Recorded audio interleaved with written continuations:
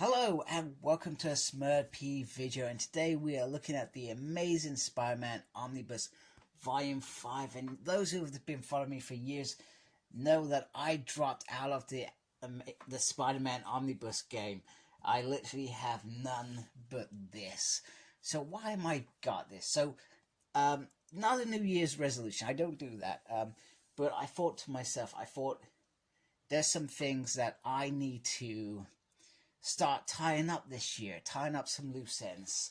So I've been writing a book forever. I want to finish it. I've been building a cosplay outfit. I want to finish that. I've been doing my facilities management level 4 diploma. I'm going to finish that. Hopefully in the next 5 months I'm going to finish that. And Spider-Man. I started reading Spider-Man years ago because you know what? I had Marvel Unlimited. I wanted to do it. And back then I brought the omnibuses. And I prefer to sometimes read omnibuses as well.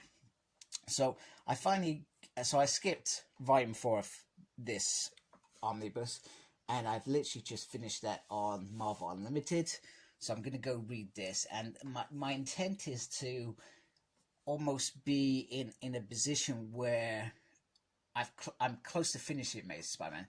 So in terms of reading Spider-Man, I've read all the Clone Saga. That's all done. I'm reading the bits after that.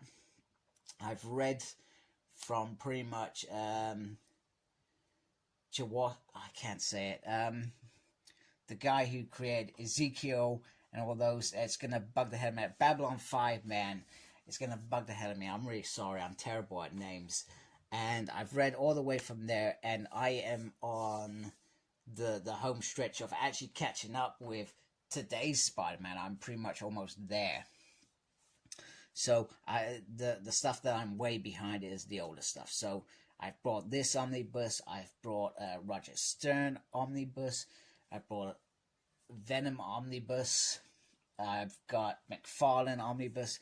I'm trying to plug in those gaps and get a real good year of reading into Spider-Man, and actually saying, damn, I've almost finished reading Spider-Man. I'm not going to finish it this year. You know, there's still like 300 issues that I have not read. So this is a direct market cover. I bought this from Read Comics in the UK.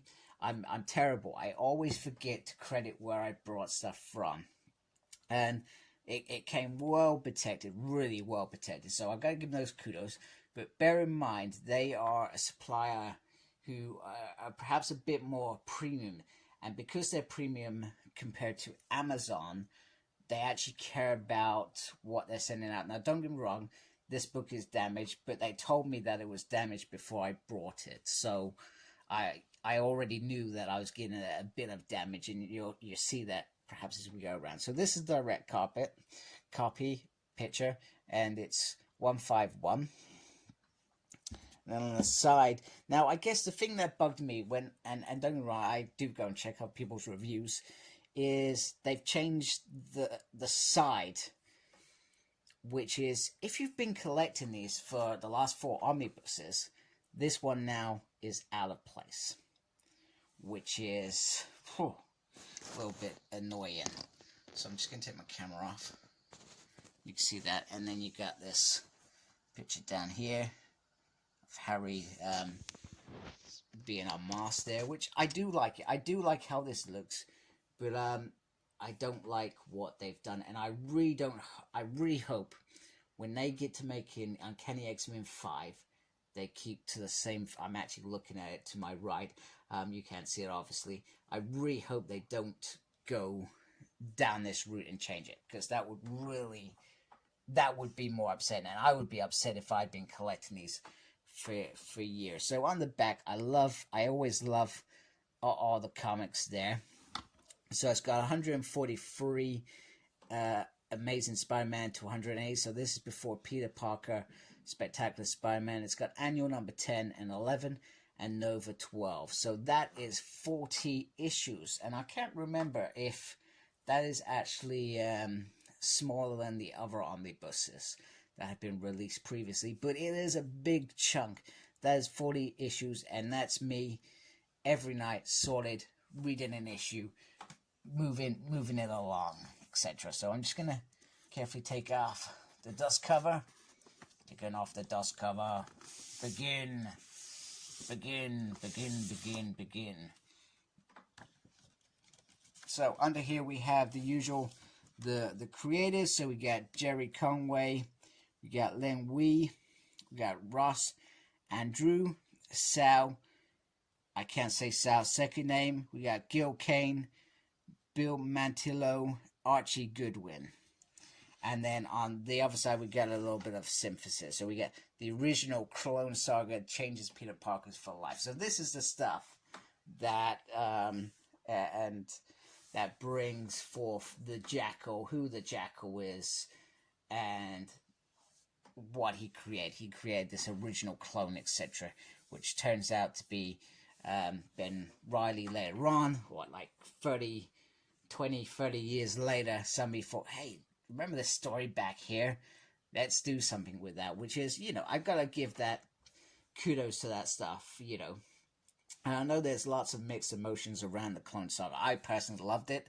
That was when I grew up reading Spider-Man, so I absolutely loved it. But a lot of people who have been reading Spider-Man for a long time perhaps didn't like it, which is a shame, I guess.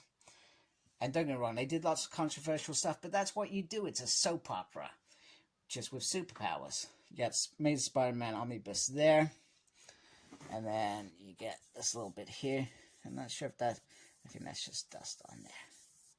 Just some dust. There we go. And then underneath there, let me just take a look. Sorry, you can't see there. And then at the bottom, you get a different picture there. Now, from my understanding, I think that picture is on the normal version, I believe. Don't quote me on that.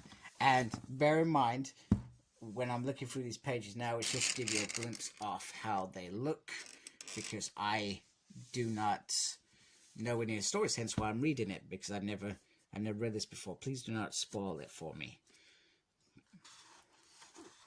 So we got that beautiful white piece there. Got collection edition. Got a picture there. All the writers, the pencilers, the inklers, the letterers, the colorists, the editors. I like that. And then I always enjoy this bit, which says when the issue was released. So we're going from 1975 to 1978. I'm not going to lie, I wasn't even born at this point. Wasn't even a thought. All things must pass. So I believe, I don't quote me on this, is this where Jerry finishes his run? I cannot recall, because I do not know, quite honestly with you. So the artwork was a lot different back then.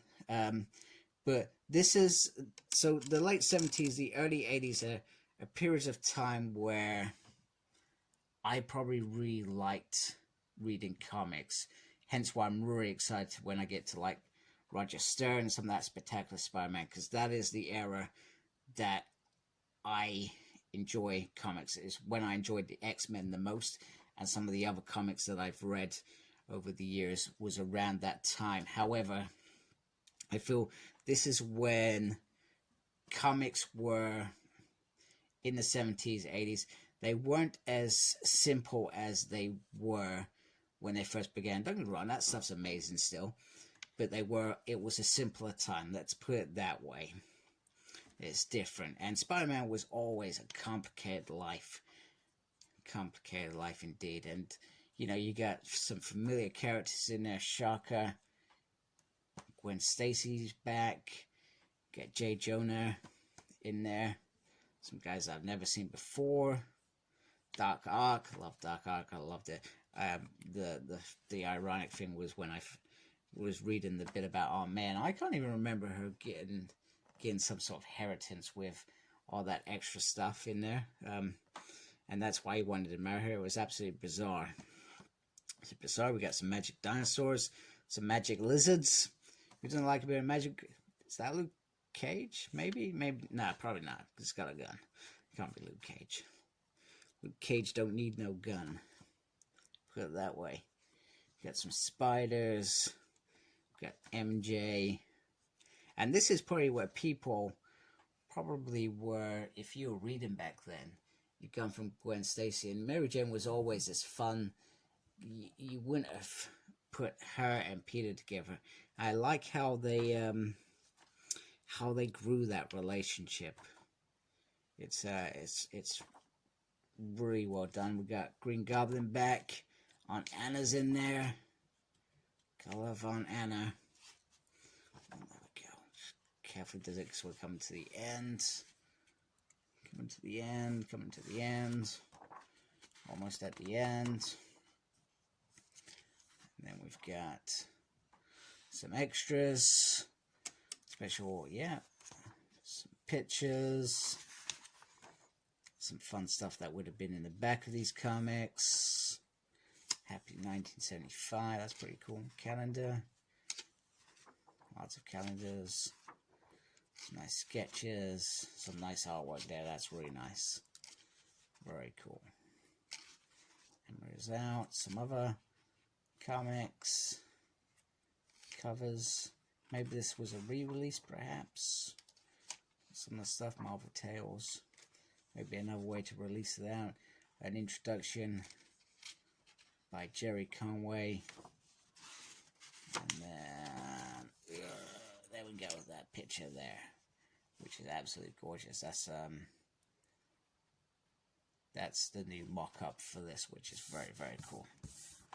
Very, very, very cool. So, there we go. There is the Omnibus. Nice size, nice amount of material in there. I am very, like I said, very, very excited to see that. I don't know what on earth is on this dress or something is on it. Some nice amount of comics in there. Some great artwork. I love the artwork. I'm looking forward to reading the stories in here and getting stuck into Amazing Spider-Man. And, you know, I probably when I read these, I feel like I'm back at home, teenager, Saturday evening. I've just had my chips, battered sausage and curry sauce, and I've got my chocolate bar and my comics, and you know, I'm living life. You know, I'll just have to try and hide away from my kids and my wife to read this. Anyway, please, if you like my stuff, please subscribe to my channel. Thank you for watching. Make sure you look after yourself. Very important these days. And embrace the geekiness. Take care. Smurpy out.